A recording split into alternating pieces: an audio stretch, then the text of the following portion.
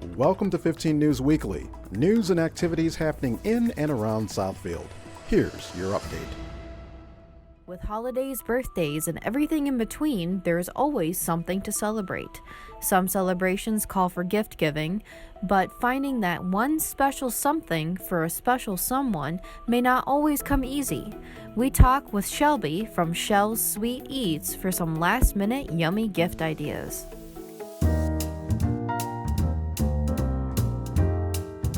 Hi, I'm Shelby from Shell's Sweet Eats, and today I'm going to show you how to turn your ordinary chocolate chip cookie recipe into a festive holiday treat.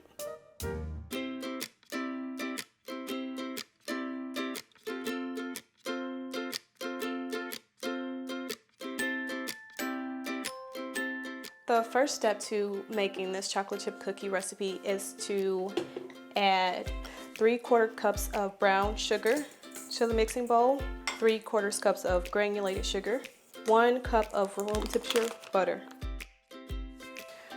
You turn your mixer on low to beat that together. And while that's mixing, you want to take your dry ingredients, which is 2 1/4 cups of flour, 1 teaspoon of salt, 1 teaspoon of baking soda, and get that ready so you can combine it. Once the butter and the sugar are combined, then you begin to add your teaspoon of vanilla,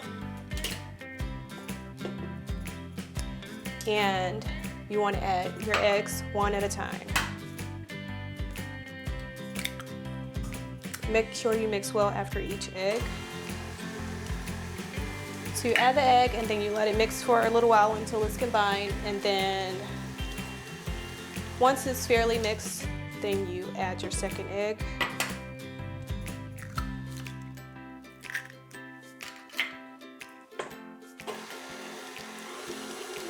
Turn your mixer up a little bit to like a medium speed, maybe around 4, and give it a go, let it mix a little. Your next step would be to add your dry ingredients here. Turn your mixer on low and slowly pour in your dry ingredients. Get all of your dry ingredients in and just mix it until it's just barely combined. If there's still a little flour along the edges of the bowl, that's okay. Now you have your basic cookie dough recipe, and the next step would be to fold in the chocolate chips.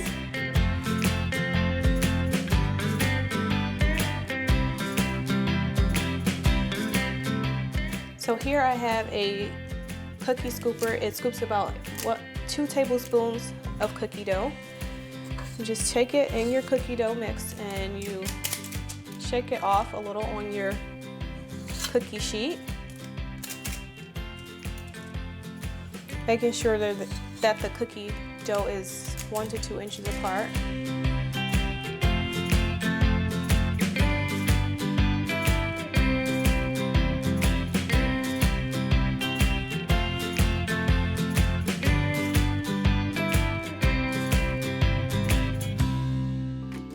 So here I have 3 ceramic bowls, and you can find candy melts at your local grocery store or baking supply store. I'm going to place these in the microwave for about 30 seconds each and mix them up until they're smooth.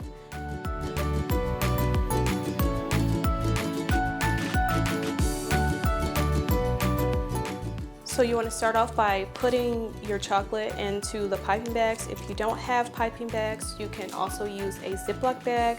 They work just as well and they're a fraction of the price.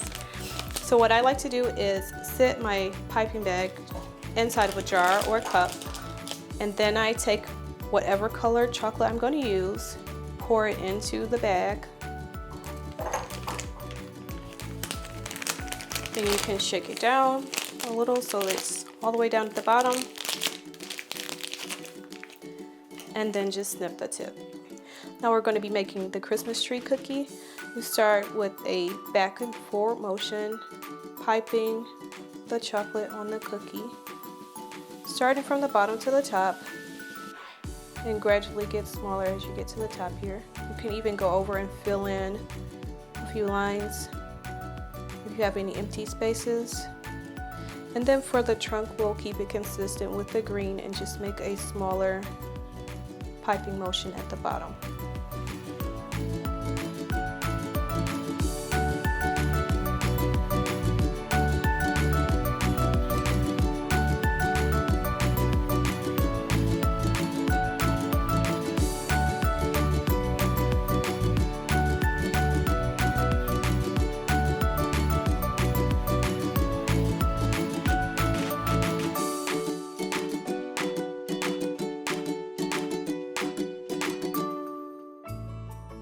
So now is the time that we package things up so that we can give them as gifts. I found these cute tins at the dollar store, and I used shredded paper to put inside to stuff the box in order for the cookies to be nice and cushioned so they won't break. Then you can take your cookies and arrange them in your box. Usually I put either a half a dozen or a dozen cookies in the box, just enough so that the person that you're gifting will have enough to share with their friends and family. You can also package them in these little takeout containers that I found at Walmart. You open them up just like a Chinese takeout container, and you can fill it with just white baking paper and put your cookies inside like this. So you have nice cookies just like this, and you drop them in the box and close the lid. And these are perfect gifts for teachers, co-workers, families, neighbors, anyone that you want to give a special little homemade gift to. It's really nice to give something homemade just because it shows that you care, that you put a lot of love into it, and it's something different than just going to the store and buying something generic for your loved ones. You can use this recipe for any occasion. It's perfect for birthdays and holidays. It just depends on what kind of items you want to add to it or what color scheme you have. And once again, I am Michelle. Thanks for baking with me, and I'll see you again soon.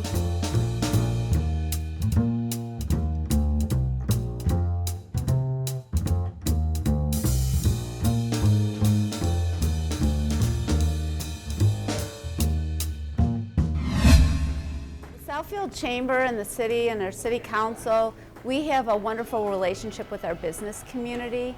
We feel like we're a big family, and we work together on numerous endeavors throughout the year. And it's really wonderful for all of us to come together once a year to celebrate all the good things that are happening, all the investments that are made, all the volunteer hours that are put into the community. And the Excellence in Southfield really gives us a chance to reflect on all the good things that have been happening and really just celebrate all of the positive activities that have happened throughout the year in the city of Southfield.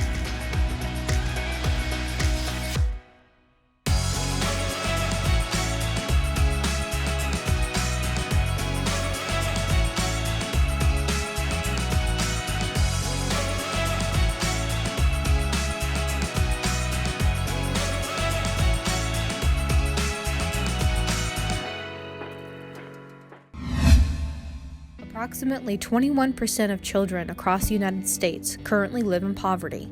It is not hard to believe that most of these children do not have a safe place to sleep, let alone sleeping in a proper bed. Since 2012, Sleep in Heavenly Peace has been providing beds and bedding to children in need. Created in Twin Falls, Idaho by Luke Mickelson, SHP has helped establish more than 115 chapters and donated over 1,500 beds to children across America. Metro Detroiters Wendell Gramlich and Eric Brandt saw the need for beds for children in their community and created the Sleep in Heavenly Peace Michigan Western Wayne County chapter in early 2018. The needs for the bed, it started for us personally, my wife and I. She was working at our local schools in Wayne Westland, and she was working as a parapro 5 years ago, and she had a student that she had been progressing with. And then after Christmas break, he started falling asleep and regressing, and she found out that he no longer had a bed. My daughter at the time was like 12. She's like, how much is a mattress? And she's like, $100, $200. She's like, I have enough money saved up, I want to buy him a mattress. So that's kind of how it started for me. And then when I saw the opportunity come up to start a chapter, I knew it was something I could do. We actually worked on the first bed together, and it took 2 days It doesn't take that long to put a bed together, but it took us 2 days to get our first prototype together. With a handful of volunteers, the Western Wayne County chapter recently made 20 beds at the Stefanini building located in Southfield Smart Zone. So what we have our cutting station. We're cutting wood, and after the wood's cut, we go over to the sanding station. So we're sanding the wood. After the sanding station, we go to the stamp station and we stamp the wood. So we hit it with a mallet so that way it leaves little dimples for the next station. The next station is the drill press. So we drill all the holes in the wood, and then the following station we go ahead and put it in a jig. And the jig, we screw all the wood together and we make the headboard. The next station after that, we put together the side rails, and then after we put together the side rails, we go ahead and stain the beds. So we stain the side rails and the headboards, and then we take them over to the branding station, and then we put our brand mark SHP on every bed. Assembling the beds are just a small part of the Sleep in Heavenly Peace mission. The planning, funding, supplies, and volunteerism play a huge role, and the job isn't done until a child is provided a proper place to rest their head. To do a build for 20 beds or 10 bunk beds, it costs us between $3,500 to $4,000. We were lucky this time, and we got a sponsor who decided to remain anonymous to fund this particular build. Volunteers are very important, even beyond the build dates. And what we're talking about is people to help with deliveries, people to help us take things in and out of storage, people to run drives, and we're also looking for other leadership roles. I have walked into houses, kids are sleeping on sleeping bags, pallets with blankets on them, sharing a bed with grandma, 2-3 kids with grandma. And it's a huge need. Right now we have over 100 requests for beds in Metro Detroit for kids. And I see it continuing to grow as we become more well-known. The need, all the people that need beds for their kids are gonna then request more beds. So hopefully we can get ahead of the curve in the demand, and that's what we're trying to do, is just build some more beds and get the kids into their own beds.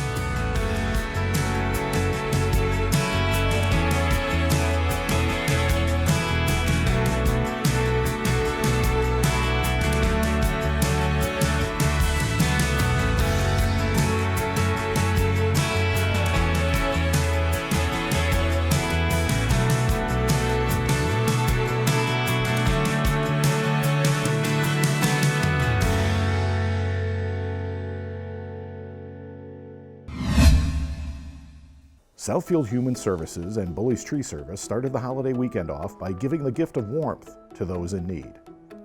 2,000 new winter hats, gloves, and socks were made available for residents to battle the cold weather. This is my 3rd year doing this. We started off giving out like 500, then my company increased 1,500. This year we're giving out 2,000 hats, gloves, and socks for the residents of Oakland County, Wayne County, and Macomb County. You know, it's like giving back to the people that need. In addition to the giveaways, residents were able to meet famous special guests such as Bernard Gibson, a former member of the Temptations, and 1968 bronze medal boxer Alfred Al Jones. Southfield Human Services hosts events all year round, including food and clothing giveaways, youth outreach, one-on-one workshops, veterans assistance, and much more. Southfield Human Services is a department that we help people who are experiencing like one-time financial hardship.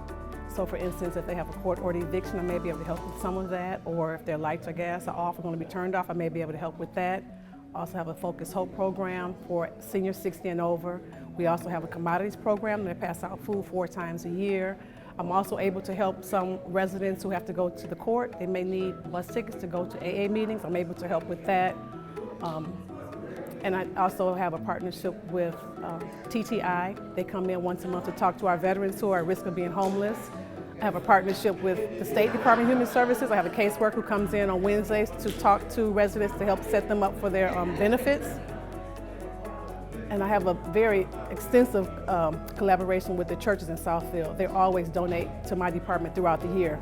And one of the main reasons I receive so many donations is because all our funding goes to help clients directly. None of the funding is used for administrative purposes. They can contact our office at 248-796-4540, or they can go to the city's website, www.cityofsouthfield.com, and click on Human Services Department.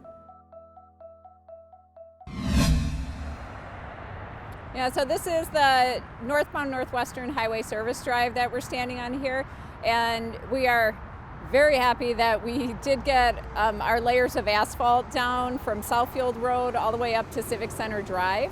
Now the very top layer of asphalt will be next spring, but we at least have all the old concrete covered all the way up to Civic Center.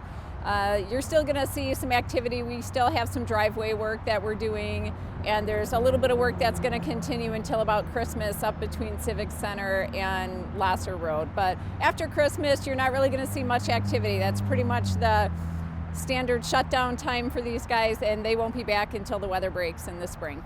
We have on the front page of the city's website, under highlights, there's a construction projects tab that will take you right to our page where we will put our construction updates right there, and kind of we'll have messages about where construction's left for the winter time. We do have a few projects that will still continue into 2019, unfortunately, from this past year. And so when those projects get ready to start up again, that's where we'll be posting the notices.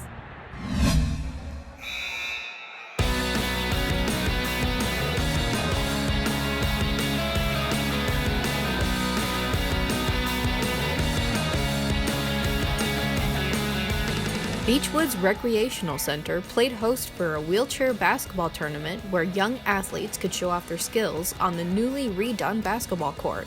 The weekend-long tournament gave players a chance to break boundaries while having a great time shooting hoops. We're going to bring in our wheelchair athletes for the Motor City Wheels and some of the teams that are coming in from out of town. We're having a wheelchair basketball tournament. And in the middle of before our wheelchair basketball tournament, we are having the Detroit chapter of retired NBA players that are coming in to do a clinic with both groups, as well as a mentoring program where they're going to have a motivational talk about student athletes, etc. And then at 12:30, we are starting our wheelchair basketball tournament with our prep team, which is an 8.5-foot rim basketball team. They are 13 and under. And then at 1:30, we have varsity going with a 10-foot hoop, and we have teams coming from Cincinnati, Grand Rapids, and Indiana. The Cleveland area are coming in, and as well as the Motor City Wheels varsity teams. I am a recreational therapist. I'm certified. That is my degree, is recreational therapy, and we started a program here in the city of Southfield in 2004, just kind of doing adaptive sports. And then it grew and grew and grew, and now we are a regional program. So I've been in adaptive sports for years, and this just was a great fit for the city of Southfield because we were really starting to develop adaptive sports here and make Beechwoods an accessible facility. With more accessibility, Beechwoods has become a prime spot for wheelchair basketball. Amenities like a larger elevator, wider doors, accessible restrooms, and push-button doors make it easier for players and family members to navigate the building. For more information about up-and-coming programs at Beechwoods Recreational Center, call 248-796-4670.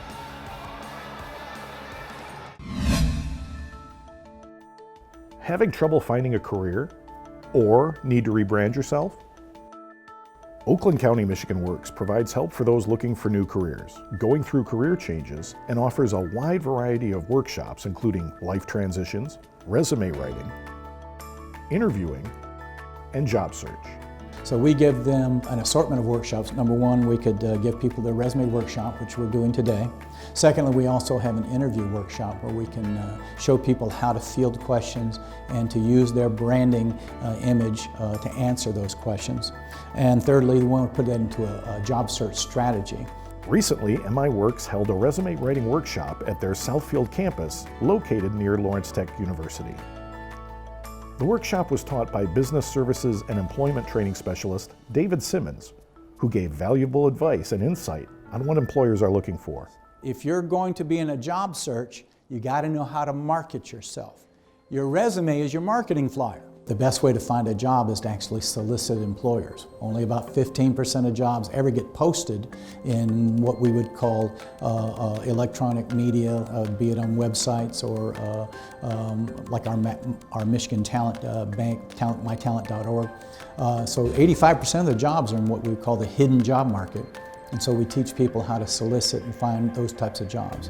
And all of that together is a package that helps a person be confident. We can coach people and practice. And sometimes I'll organize people and we'll do like a little job search support group. And then I will coach like a sales manager, coaching people how to market themselves. For more information about upcoming workshops or other employment services, call 248-796-4580. Driving under the influence in conjunction with longer nights, holiday celebrations, and unpredictable winter weather is a cocktail for disaster. In 2017, Michigan had over 1,000 fatalities in motor vehicle crashes, and just over 300 of those fatal crashes were impaired driving related.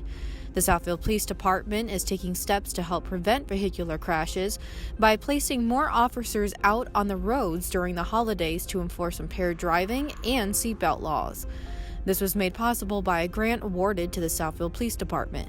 This year, we received grant money for impaired driving enforcement and seatbelt enforcement. There are 5 enforcement periods throughout the course of the grant. The grant operates on overtime. That way, we know we have additional officers out on the street doing enforcement.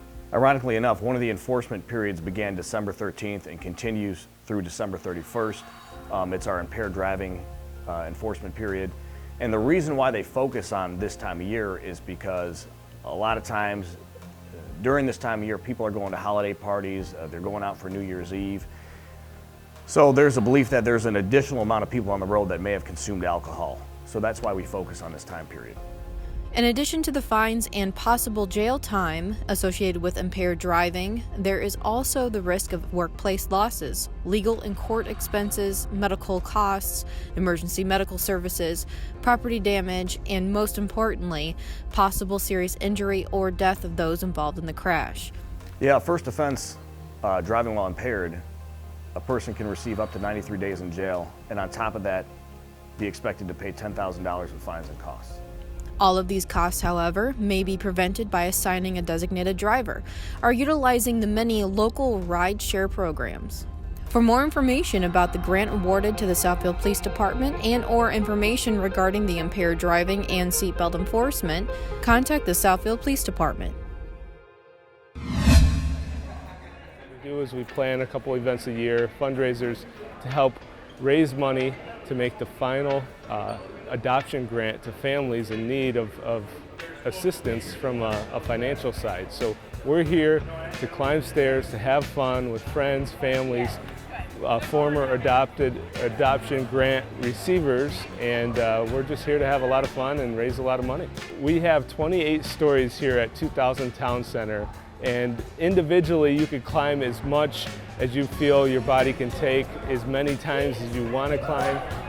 But we did set some goals, so we tried to get people to commit to climbing halfway, which is 14 stories, or all the way, which is 28 stories. So it's a really fun environment, but there are competitive stair climbers that are in attendance today. So we've had some awesome support. We have the City of Southfield Fire Department. We have the City of Southfield that supported us. We have the great town center here that supported us. The Westin has supported us with supplying for an awesome continental breakfast.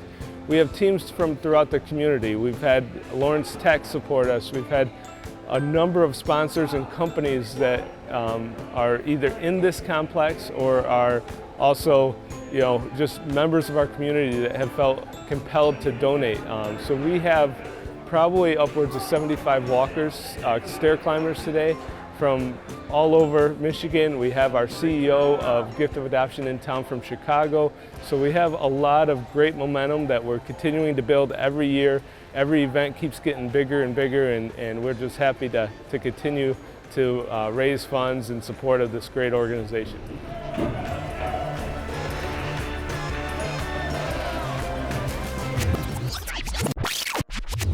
Yeah, what's happening here today is kind of a graduation, so to say, of a 6-week STEM program. It's an outreach program that we run out of Wayne State University. Today is the graduation. We went through hands-on STEM teaching. How do we incorporate STEM concept into the middle and high school students? We found that most of the students we have now in college, when they come in, they're not well prepared for this math-based or STEM-based concepts. Now, I think it's important to integrate the STEM concept into their curriculum, and we feel that it's good to start this young. The purpose of this study was to show how Java is used in our lives. This is the 21st century, so we use a lot of technology, from ATMs to video games, that's all around us. This human creation makes a really big impact on human nature, but not a lot of people really think about why it's really important. Purpose was to find recyclable materials and create a moving model of a car. So for our hypothesis, we thought that if we could use recycled materials, we would be able to make a moving model of a car. And I have made an arc bridge out of spaghetti. And so we tried to come at it with a different way by boiling the spaghetti and laying it on a mold. This is a tic-tac-toe game, and we coded it from scratch using JavaScript and Python. So as you see here, here's our game. Here's the code, here's the basics of the code, and here's the actual game. My project is called Revolution of Recycle, and basically I've made a website based all around recycle and why we should do this. People can give us their address and their name, and we can tell them the nearest place of where to recycle and how to do it and make sure it's done correctly so we don't mess it up. This is the Motor City Bridge. It's a Warren. The purpose of the bridge was to get cars to other plants and cars to plants and finish working on them. And the materials it uses a hot glue gun, dry pasta, tape, wax paper, a glue sticks, a ruler, white paper, and a compass. Basically, I also made blueprints. I would encourage every parent to put their child in the summer STEM program because they get a lot of hands-on experience that they don't get in school, and they get exposed to young college students who are closer in age to them than we are, who can show them that college is the way to go if that is where you want to go. If you want to be an engineer, this is what it looks like to be an engineer. And there are engineers who look like you in the engineering program. It's a great program, not just for the kids, but also for the parents, so that you get an idea of what's out there and how you can guide your children if that is the career that they're going towards. Because the key thing is knowledge and proper guidance. If we don't know where to guide them to get the information. That brings us to the end of this 15 News Weekly edition. Thank you for watching, and we'll see you next week.